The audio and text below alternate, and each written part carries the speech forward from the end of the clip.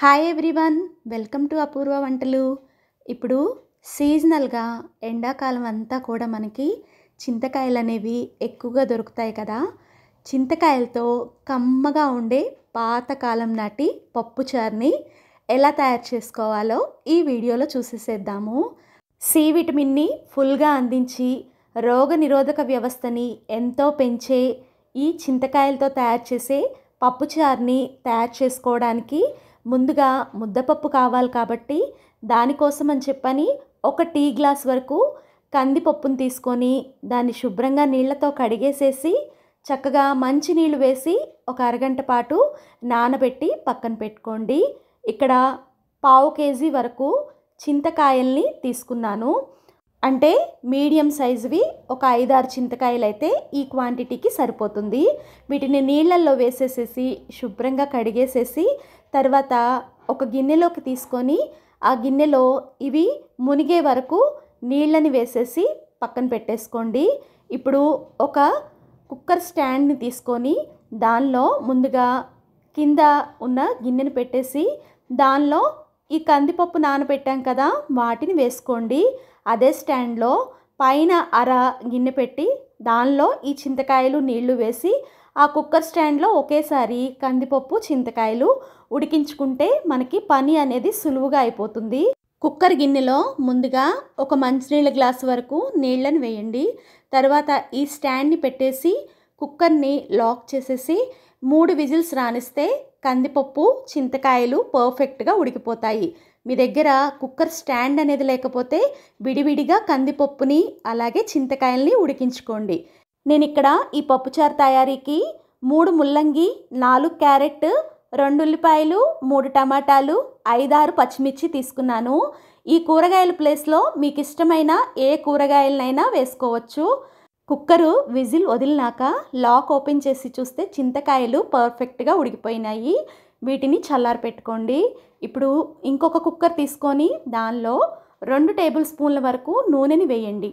దానిలో తరిగి పెట్టుకున్న ఉల్లిపాయలు అలాగే తొక్కు తీసి సన్నని ముక్కలుగా తరిగిన 1 ఇంచు అల్లం ముక్కలు ఇంకా క్యారెట్ ముక్కలు వేసుకోవాలి.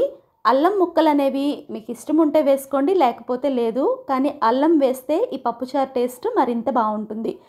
దీనిలో ముల్లంగి తరుగు అలాగే టమాటా పచ్చిమిర్చి తరుగు, కరివేపాకు ఒక 3 రెమ్మలు అలాగే ఉన్న పళ్ళంగా వేశారంటే ఈ పప్పుచారు రుచి వాసన మరింత బాగుంటుంది.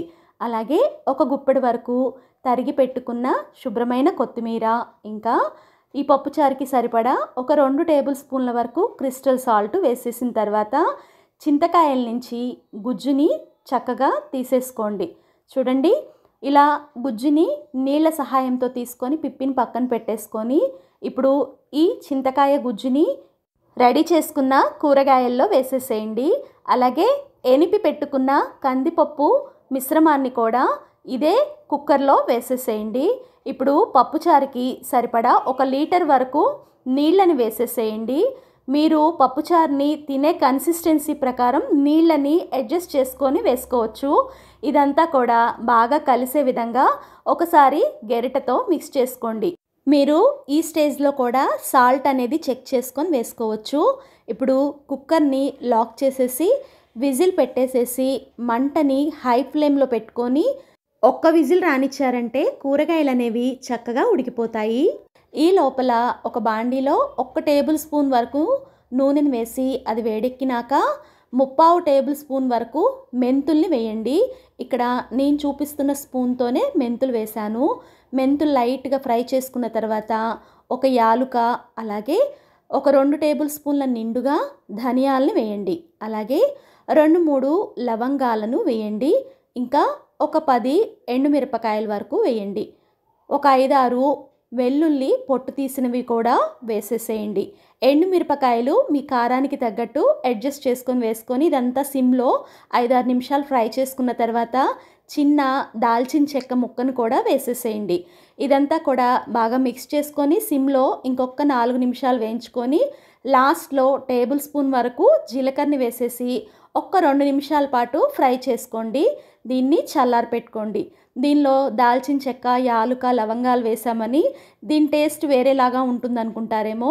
వీటిని వేయటం వల్లే ఈ పప్పుచారు రుచి అనేది మరింత బాగుంటుంది. ఇవన్నీ చల్లారినాక మిక్సీ జార్లో వేసుకొని చక్కగా పలుకులుగా తగిలే విధంగా మిక్సీ పట్టుకోండి. కుక్కరు ఒక విజిల్ వచ్చింది.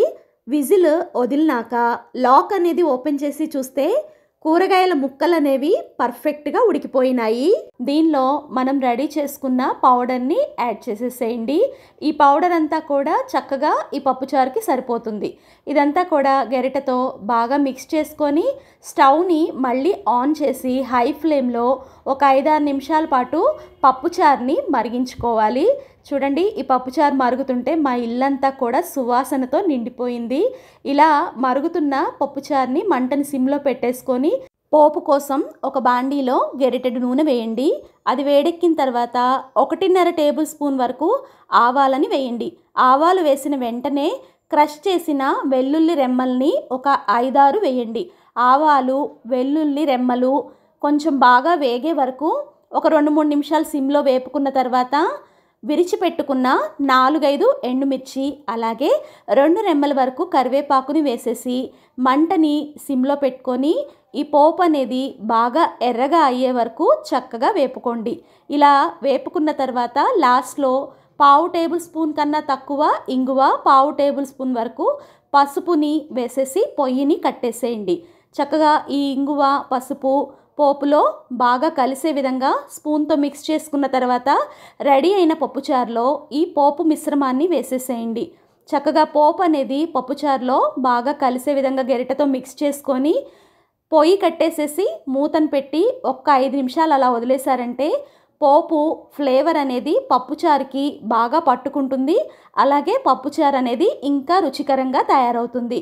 ఎన్నో న్యూట్రిషన్ వాల్యూస్ ఉన్న ఈ పాతకాలం నాటి చింతకాయలతో తయారు చేసిన పప్పుచారుని మీరు కూడా ట్రై చేసి మీకు ఎలా వచ్చిందో కామెంట్ చేయండి.